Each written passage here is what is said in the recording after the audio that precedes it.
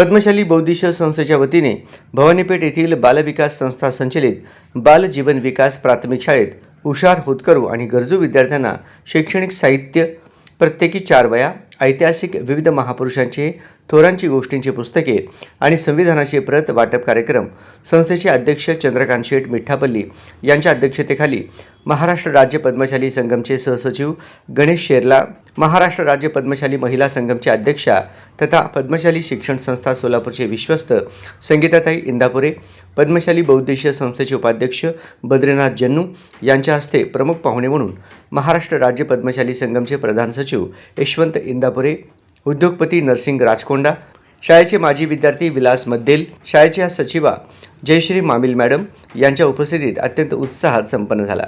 प्रथम संस्थेच्या सचिवा जयश्री मामिल मॅडम यांनी सर्व पाहुण्यांचे स्वागत केले। शाळेच्या मुख्याध्यापिका दीपाली चव्हाण यांनी प्रस्तावनेत संस्थेचे तसेच शाळेचे प्रगतीबाबत माहिती दिली। सदर प्रसंगी मान्यवरांच्या हस्ते सरस्वती पूजन करून दीप प्रज्वलन केले। त्यानंतर संस्थेच्या वतीनं सर्व उपस्थित मान्यवरांना नारळ आणि बुके देऊन सत्कार करण्यात आले। यावेळी गणेश शेरला यांनी मार्गदर्शन भाषणात यापुढे शाळेतील होतकरू विद्यार्थ्यांना शैक्षणिक मदत वेळोवेळी देण्यास तयार असल्याचे सांगितले। संगीताताई इंदापुरे यांनी परिस्थितीचा बाऊ न करता शिक्षण घ्यावे आणि जीवनात यशस्वी व्हावे यासाठी उदाहरणासह गोष्ट सांगून पटवून दिले। यशवंत इंदापुरे यांनी या शाळेतील माजी विद्यार्थ्यांनी एकत्रित येऊन माजी विद्यार्थी संघटना स्थापन करून त्यामार्फत शाळेसाठी सहकार्य करावे असे सुचविले। सदर कार्यक्रमावेळी शाळेतील सर्व विद्यार्थ्यांना वाचन, लेखन साहित्य, शैक्षणिक साहित्य वाटप मान्यवरांच्या हस्ते देण्यात आले। सदर कार्यक्रम यशस्वी होण्यासाठी लक्ष्मण संगा तसेच अंबिका उटकूर, रूपाली गादिया, शरद कुदळेसर यांनी परिश्रम घेतले। या कार्यक्रमाचे आयोजन बद्रीनाथ जन्नू यांनी केले, तर शाळेच्या मुख्याध्यापिका दीपाली चव्हाण मॅडम सूत्रसंचालन केले आणि चंद्रकांत शेठ मिठापल्ली यांनी आभार मानले। म्हणजे आपण म्हणाले मॅडम गरीब हा नाही शब्द मी वापरते, गरजू म्हणते मी, पण आपल्यापेक्षा बी अशा गरजू खूप अशा असतात मुलं की ज्यांना काहीही मिळत नाही, 2 वेळचं पोटभर जेवणही मिळत नाही, शैक्षणिक सुविधा त्यांना मिळत नाही, तरी सुद्धा त्या झगडतात। एक गोष्ट, छोटीशी गोष्ट तुम्हाला सांगायला आवडेल का? कारण मुलांना गोष्टी फार आवडतात, आवडेल का?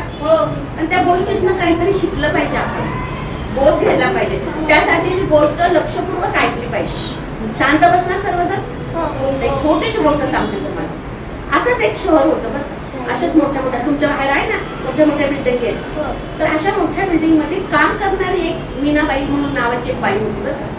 तिचं कुटुंब 2 मुली आणि तिचा नवरा, असं त्या समोरच असं छोट्याशा झोपडीत ते राहत होते। नवरा हा फार दारुड्या होता, दारू प्यायचं आणि बायकोला मारहाण करायचं, ती जे काही कमवून आणल ते पैसे हिसकावून घेऊन तो सगळं दारू पुरवायचं। ती बाई इतकी कष्टकरी होती की ती तिच्या 2 मुलींना, एक तुमच्यासारखी 11-12 वर्षाची मुलगी होती आणि एक छोटी होती फार 6-7 वर्षाची होती, ह्या 2 मुलींचा ती सांभाळ करायची।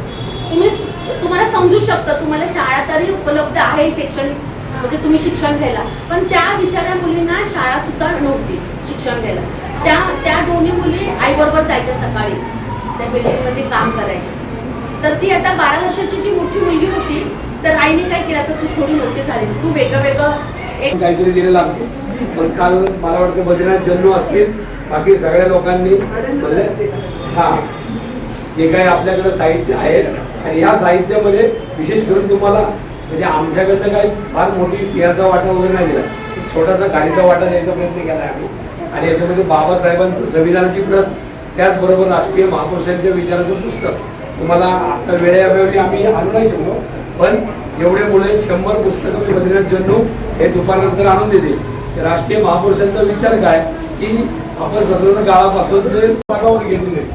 माझा मुलगा सुद्धा अभिनवमध्ये जाऊन आणि तो एका पिक्चरमध्ये, नाटकामध्ये आणि इव्हेंट्समध्ये मला मुलगा स्वतः त्याला शिकवण्यासाठी जोशी मॅडम होते, आपले मामिलबाई होते आणि ते बरेच म्हणजे शिक्षक होते।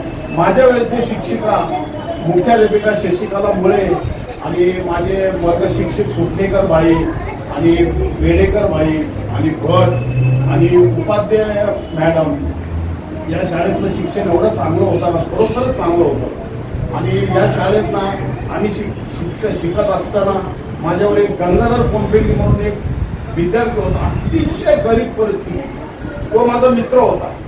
तर त्याला सहलीला शिक्षणाला पैसे नव्हते. तेव्हा बेडेकर बाई, सुटकेकर बाई सर्वांनी वर्गणी काढून त्या मुलाला मदत करायची. आणि सहलीला सुद्धा त्यावेळेस आम्ही 6 रुपयामध्ये भोर, भाटघर, बनेश्वर, आंबवडेला गेलतो. ते 6 रुपये सुद्धा भरायला नव्हते.